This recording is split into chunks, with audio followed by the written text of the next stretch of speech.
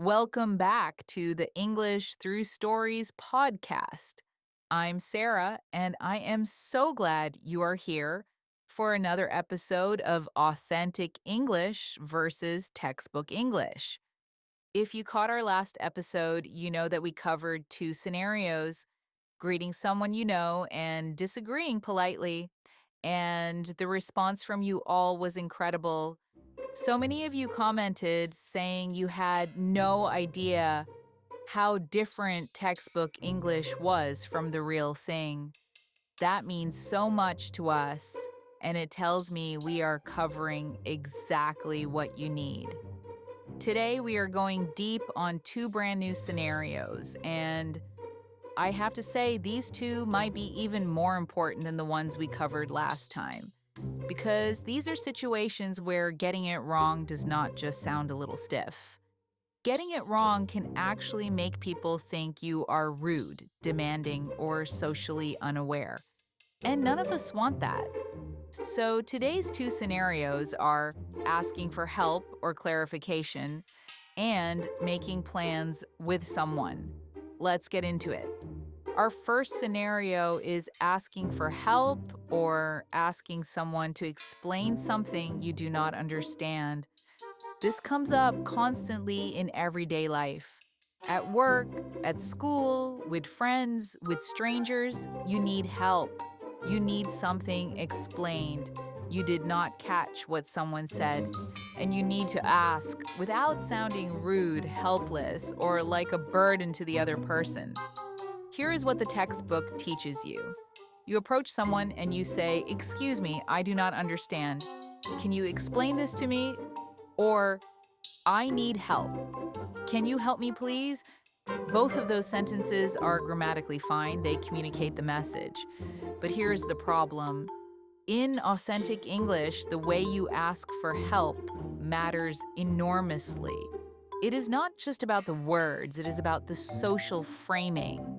And textbook English consistently strips out all of that framing, leaving you with sentences that are technically correct but socially clunky. Let me explain what I mean by social framing. When native speakers ask for help, they almost always do two things first before they even state what they need. First, they acknowledge that they are interrupting or taking up the other person's time. Second, they give a tiny piece of context for why they need help. These two steps are almost invisible to native speakers because they do it automatically. But to a non-native speaker, these steps feel unnecessary. The textbook never teaches them, and their absence is exactly what makes textbook English sound abrupt. Let me show you the difference. Textbook version, "Can you explain this to me?" Authentic version, "Hey, sorry to bother you. I'm trying to figure out how this works, and I'm a little stuck. Do you have 2 seconds? Can you hear the difference?" The authentic version has three components before the actual request. "Hey" is a warm opener. "Sorry to bother you" acknowledges the interruption. "I'm trying to figure out how this works" gives context. And "I'm a little stuck" is a self-deprecating phrase that makes the speaker sound approachable rather than demanding. And then finally, "Do you have 2 seconds" is a consent check. It is asking permission before making the full request. This whole sequence takes about 5 extra seconds, but those 5 seconds completely change how the request lands. Let me break down the authentic help asking toolkit piece by piece. The first piece is the warm opener. Native speakers rarely launch straight into a request. They almost always use a brief warm opener first. "Hey," "Hi," "Excuse me," "Oh, quick question." These feel small, but they are socially important. They signal that what is coming is a request, not a demand. They give the other person a tiny moment to mentally prepare. The second piece is the acknowledgement phrase.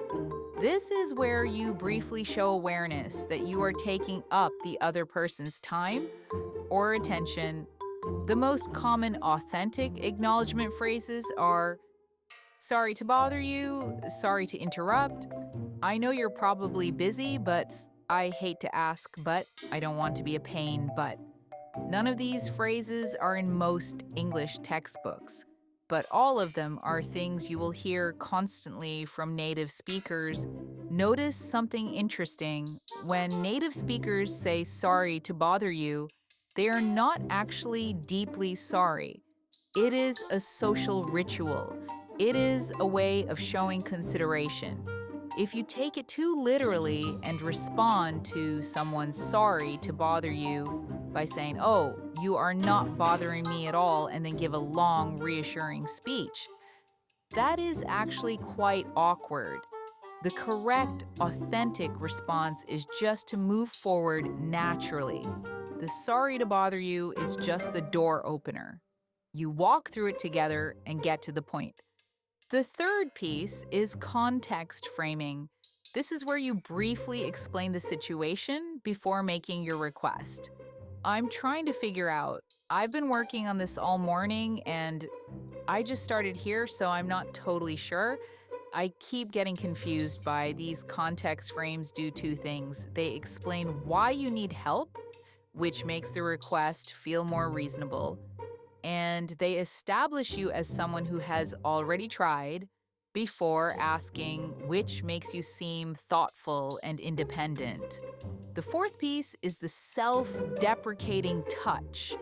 I'm a little stuck. I'm totally lost. I can't quite figure it out. I keep tripping over this part. I just can't seem to get my head around it. These phrases are gold in authentic English.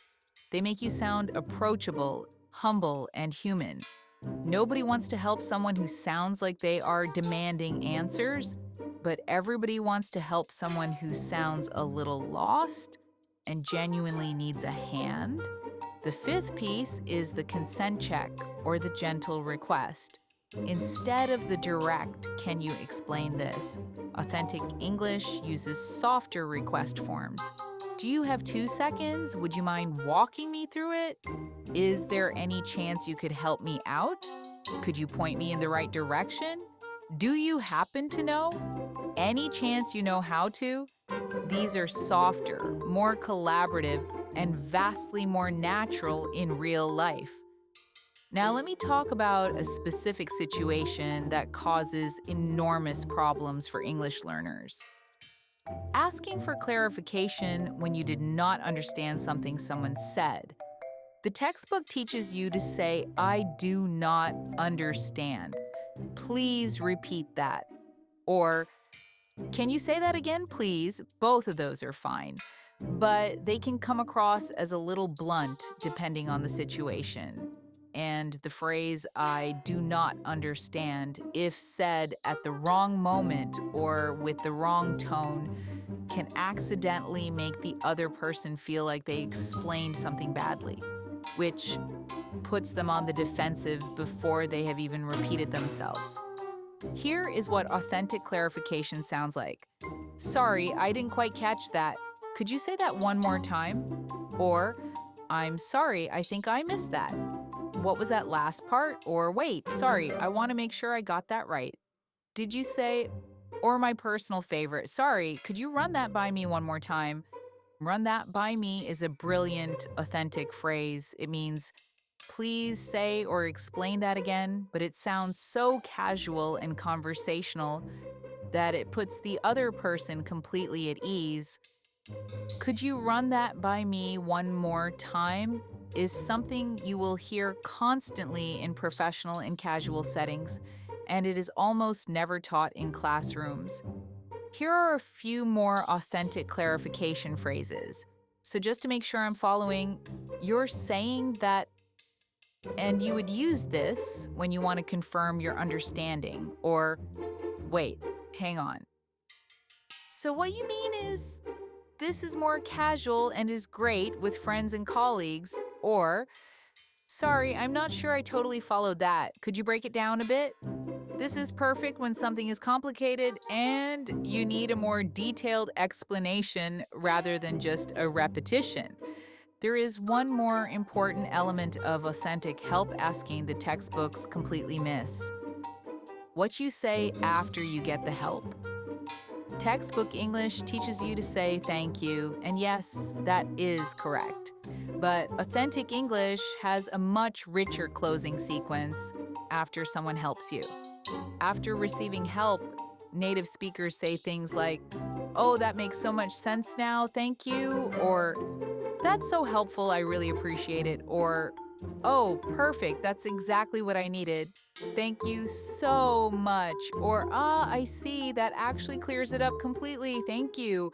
Or in very casual situations, "Oh, brilliant, cheers," or just "Aw, thanks, you're a lifesaver." "You're a lifesaver" is one of the most warm and genuine thank you phrases in authentic English. It is casual, it is enthusiastic, and it makes the other person feel genuinely appreciated. Textbooks never include it, but it is something native speakers say constantly. Let me give you a complete, authentic help asking exchange from start to finish. "Oh, hey, sorry to bother you for a sec. I'm trying to set up my new laptop and I keep getting stuck on this one step. Do you have 2 minutes?" "Yeah, of course. What's up?" "So I'm trying to connect it to the shared drive, but I can't quite figure out where the settings are. I've looked everywhere, but I'm totally lost." "Oh, yeah, no problem. So you want to go to System Preferences first, then click on Network, and then you should see the shared drive option in the left panel." "Oh, wait, sorry. Could you run that by me one more time? I want to make sure I'm going to the right place." "Sure. System Preferences, Network, left panel. System Preferences, Network, left panel." Perfect. That makes total sense now. "Thank you so much. I really appreciate it. You're an absolute lifesaver." "Ha! No worries at all. Let me know if you get stuck again. Did you catch all of it? Sorry to bother you for a sec. Do you have 2 minutes? I can't quite figure out. I'm totally lost. Could you run that by me one more time?" That makes total sense now. You're an absolute lifesaver. Every single one of those phrases is authentic. Every single one will make you sound natural, warm, and fluent. Now let's move on to our second scenario: making plans with someone. This is something that seems incredibly simple. Of course, I know how to make plans. You say, "Are you free on Saturday?" And they say yes. And you say, "Great, let us meet at noon." Done. But here is the thing: the way native speakers make plans is full of subtle language, social negotiation, and authentic phrases that make the interaction feel natural and enjoyable rather than transactional. And the textbook way of making plans, while correct, often misses all of that warmth and makes the interaction feel strangely formal or even cold. Here is the textbook version of making plans: "Are you free on Saturday?" "Yes, I am free. Would you like to meet for coffee?" "Yes, I would like that." Let us meet at the coffee shop on Main Street at 2 o'clock. That sounds good. I will see you then." Correct, clear. But honestly, it sounds like two robots scheduling a business meeting. There is no warmth, no enthusiasm, no social lubrication. No real human being has ever made plans quite like that. Here is the authentic version of the same interaction. "Hey, are you around this weekend at all? Saturday or Sunday?" "Oh, yeah, I think I'm free Saturday. Why, what's up? We should grab coffee. I feel like we haven't properly caught up in forever." "Oh my gosh, yes, let's definitely do that." "Okay, so what works for you? Like morning or afternoon?" "Probably afternoon, like 2 or 3-ish." "Ooh, 3 works perfectly for me. That little place on Main Street?" "Yes."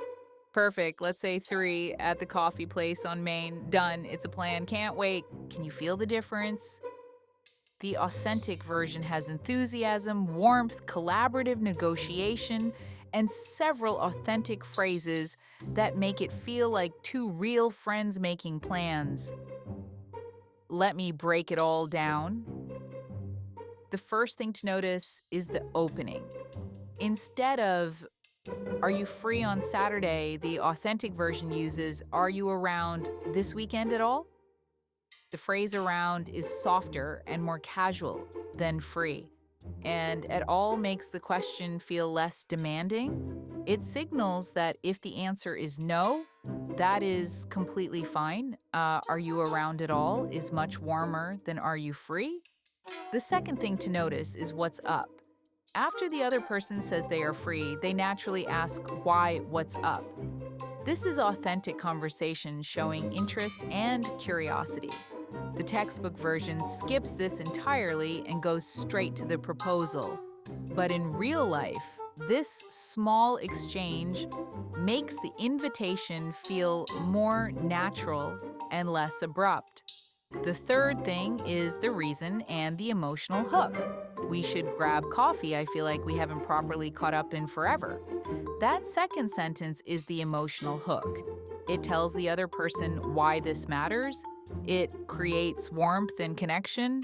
"I feel like we haven't caught up in forever" is one of the most powerful, authentic social phrases you can learn. It makes the other person feel missed and valued. Use it constantly. The fourth thing is collaborative time negotiation, like morning or afternoon, is a much more natural way to narrow down time than proposing a specific time immediately. Native speakers often negotiate in stages. First the day, then the broad time of day, then the specific time, and notice the phrase 2 or 3-ish. The suffix ish is incredibly common in authentic English. It means approximately. 2-ish means around 2. 3-ish means around 3. Ish signals flexibility and makes you sound relaxed rather than rigid. Adding ish to times is something you will hear constantly in authentic English. The fifth thing is confirming the plan. Let's say 3 at the coffee place on Main. The phrase, let's say, is brilliant for confirming plans in authentic English. Let's say 3. Let's say Tuesday. Let's say next week sometime. It sounds collaborative and flexible rather than demanding. And finally done, it's a plan. This is a classic authentic English plan confirmation phrase. Done. It's a plan we're on, sorted. These short, punchy confirmations are extremely common. Saying it is a plan is far more natural than the textbook phrase that sounds good. I will see you then. Let me also teach you what happens when plans do not work and you need to suggest alternatives, because this is another area where textbook English sounds painfully awkward. Textbook version: "I am sorry, I am not free on Saturday. What about Sunday?" Authentic version: "Oh, Saturday's actually a bit tricky for me. Sorry about that. Would Sunday work at all? Or we could always push it to the following week if that's easier." Did you hear the difference? Actually, a bit tricky is so much softer than "I am not free." Sorry about that shows social awareness. Would Sunday work at all uses the softer would rather than the direct what about. And the offer of the following week shows flexibility and genuine desire to make the plan happen. That final part, "or we could always push it to the following week if that's easier," is what separates authentic English from textbook English. It adds generosity to the interaction. It shows you are invested in finding a time, not just shooting down their suggestion. Here is another incredibly important authentic phrase for when you are not sure about your schedule. Textbook English says, "I do not know if I am free." Authentic English says, "I need to check my schedule. Can I get back to you?" Or, "I think I might be free, but let me double check and I'll confirm." Or casually, "Let me have a look and get back to you on that one." Get back to you is one of the most useful phrases in authentic English. It means I will contact you again with the answer. I will check and get back to you. Let me ask and get back to you. Let me confirm and get back to you. It is polite, it is natural, and it is something native speakers use dozens of times a day. Let me give you one more complete, authentic planning exchange to finish up.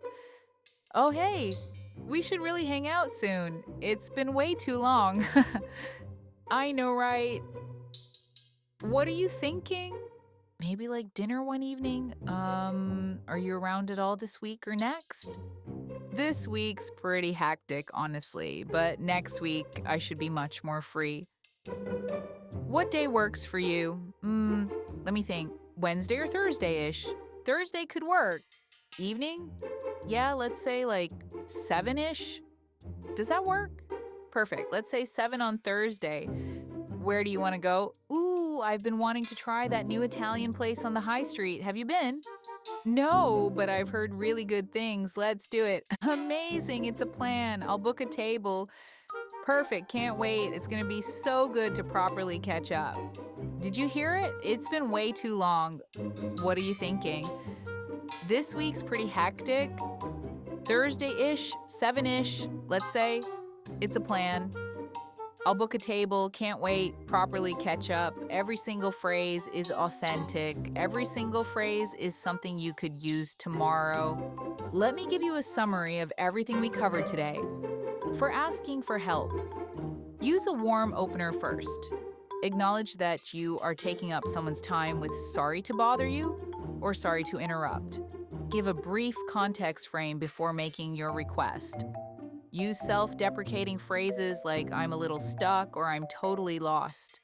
Ask with a soft consent check like, do you have 2 seconds? Use, could you run that by me one more time for clarification? And close with, you're a lifesaver when someone really helps you. For making plans, use, are you around at all instead of are you free? Add an emotional hook, like I feel like we haven't properly caught up in forever. Negotiate time and stages using morning or afternoon before committing to a specific time. Confirm plans with let's say or it's a plan. When you cannot make a time work, use actually a bit tricky and offer an alternative and use I'll get back to you when you need to check your schedule. Here is your reflection question for today. Think about the last time you had to ask for help in English or make plans with someone in English. How did it go? Did you feel confident or did you feel like you were searching for the right words? And looking back now with everything we have covered today, what one phrase do you wish you had known in that moment? Comment below and tell me, because I genuinely believe that one single authentic phrase at the right moment can completely change how a conversation goes. And I want to know which phrase would have been yours. This is Sarah. Thank you so much for spending this time with me today. Real English is waiting for you out there. Go use it. I will see you in the next episode of English Through Stories. Take care.